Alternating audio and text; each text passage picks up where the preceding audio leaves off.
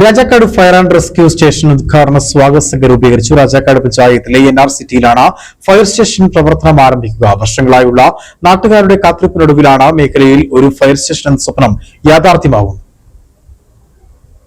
Udumbanchola MLA MM മണിയുടെ ഇടപെടലിനെ തുടർന്ന് സംസ്ഥാന സർക്കാർ രാജാക്കാട് പഞ്ചായത്തിലെ NR സിറ്റിയിൽ അനുവദിച്ച Rajakkad fire and rescue station ഉദ്ഘാടനം 26-ന് നടത്തും. ഉദ്ഘാടനവുമായി ബന്ധപ്പെട്ടുള്ള സ്വാഗത സംഘം രാജാക്കാട് വ്യാപാര ഭവൻ ഓഡിറ്റോറിയത്തിൽ വെച്ച് രൂപീകരിച്ചു.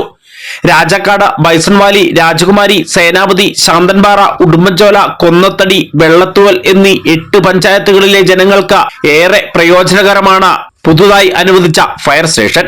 NR സിറ്റിയിൽ ചെറുകുഴിയിൽ വിനോദിന്റെ വാടക കെട്ടിടത്തിലാണ് ഫയർ സ്റ്റേഷൻ ആരംഭിക്കുന്നത്. രാജാക്കാട് ഗ്രാമപഞ്ചായത്ത് പ്രസിഡന്റ് കിങ്ങിണി രാജേന്ദ്രൻ അധ്യക്ഷത വഹിച്ച സ്വാഗത സംഘ രൂപീകരണ യോഗത്തിൽ ബെന്നി പാലക്കാട്ട് സ്വാഗതം ആശംസിച്ചു.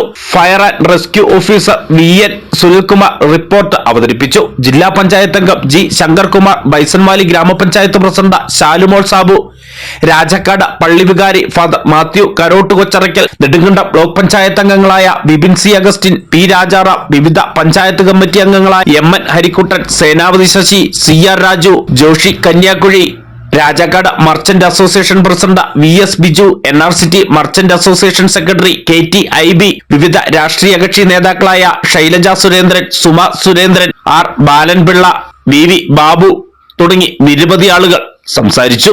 രാജാക്കാട് ഗ്രാമപഞ്ചായത്ത് പ്രസിഡന്റ് കിങ്ങിണി രാജേന്ദ്രൻ ചെയർപേഴ്സണും ബേബിലാൽ കൺവീനറും VS ബിജു ട്രഷററുമായുള്ള 101 അംഗ സ്വാഗത സംഘ കമ്മിറ്റിയാണ് രൂപീകരിച്ചത്.